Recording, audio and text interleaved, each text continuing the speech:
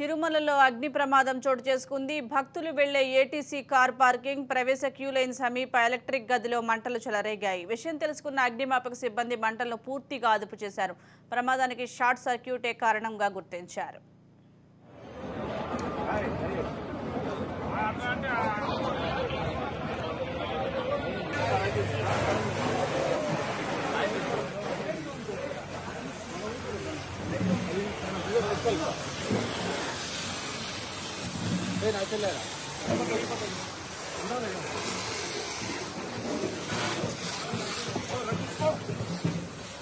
ఆపకనే పట్టు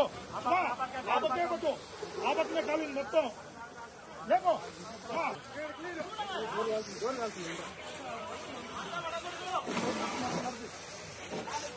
మరది